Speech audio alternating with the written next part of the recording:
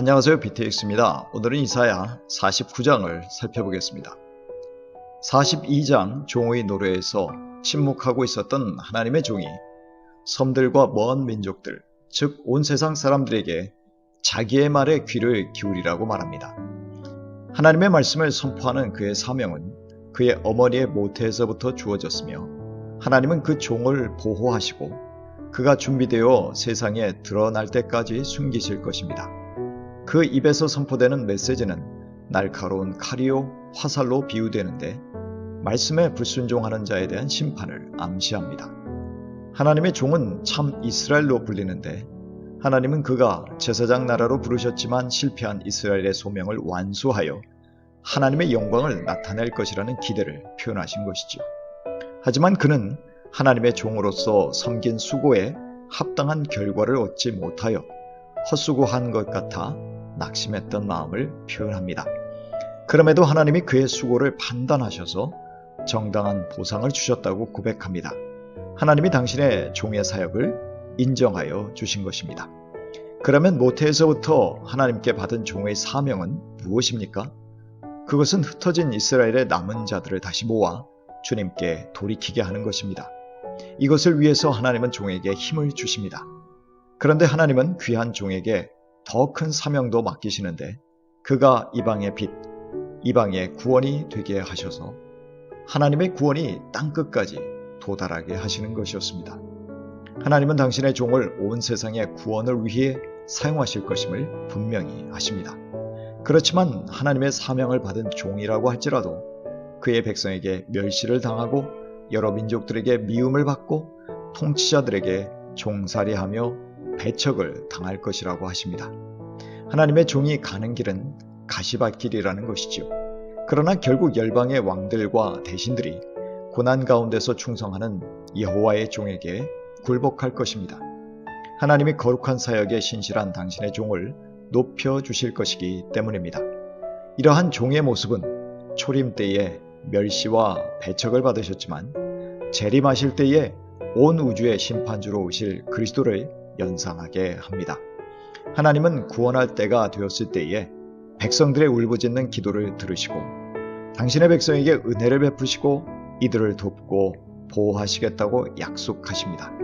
그리고 종을 통해 다시금 백성과 언약을 맺으실 것이요 황폐해진 땅으로 이들이 다시 복귀하여 정착하게 하시겠다고 하십니다. 마치 희년의 때처럼 갇혀있던 백성들이 자유를 얻어 세계 곳곳에서 약속의 땅으로 돌아오게 하실 것입니다. 이때 하나님은 이들의 목자가 되셔서 돌아온 자들이 살 곳을 푸른 초장이 되게 하심으로 풍성하게 먹거리를 얻게 하실 것입니다. 그래서 이들은 배고프거나 목마르지 않을 것이며 무더위와 뜨거운 햇볕에 상하지 않을 것입니다. 그것은 목자 되신 하나님이 당신의 백성들을 안전하고 풍성한 곳으로 인도하실 것이기 때문입니다. 하나님은 이들이 돌아갈 큰 길을 만들어서 세계 곳곳에서 자유롭게 여행하게 할 여건을 만드실 것입니다. 아스완은 이집트에 있는 도시를 가리킵니다. 선지자는 하늘과 땅, 산을 의인화하여 이들에게 기뻐하라고 말합니다. 그 이유는 하나님이 당신의 백성을 위로하셨을 뿐만 아니라 이방인을 포함하여 도움이 필요한 자들에게 위로와 긍휼을 주시기 때문입니다. 그러나 이스라엘은 하나님이 자기들을 잊으셨고 버리셨다고 원망하고 있습니다. 하지만 하나님은 당신 자식인 이스라엘을 절대 잊을 수 없다고 하십니다. 세상의 어머니가 혹시 그 자식을 잊는다 해도 하나님은 절대 그 백성을 잊지 않으시고 포기하지 않으신다는 것이지요. 하나님은 이스라엘의 이름을 마치 손바닥에 영구적으로 새기신 것처럼 그들을 늘 지켜보고 기억하신다고 하십니다. 하나님이 시온의 성벽을 늘 지켜보고 계셨지만 예루살렘 성벽은 무너질 것입니다. 하지만 하나님은 무너진 성벽을 재건할 유다의 후손들이 돌아오게 하실 것이요 유다를 파괴하고 사로잡은 자들은 멀리 떠나가게 하실 것입니다. 많은 백성이 다시 고토로 돌아올 것이기에 그 땅은 백성들로 넘치는 자랑스러운 곳이 될 것입니다. 백성들은 믿기지 않는 상황 때문에 놀랄 것인데 돌아온 자가 너무 많아서 백성들이 거주하기에 비좁기까지 할 것입니다. 더군다나 이 아이들은 자기가 낳은 아이들도 아닌데 다시 찾아와서 그 땅을 가득 채울 것이기 때문입니다. 하나님은 열국의 왕과 왕비들이 마치 왕자와 공주를 다루듯이 시온의 자녀들을 안고 업고 오게 할 것입니다. 열국의 왕들은 시온에 엎드리며 종처럼 시온을 섬길 것입니다. 이때 시온은 여호와가 주님이심을 인정하게 될 것이고 하나님을 믿고 기다리는 사람은 수치를 당하지 않는다는 것을 체험하게 될 것입니다.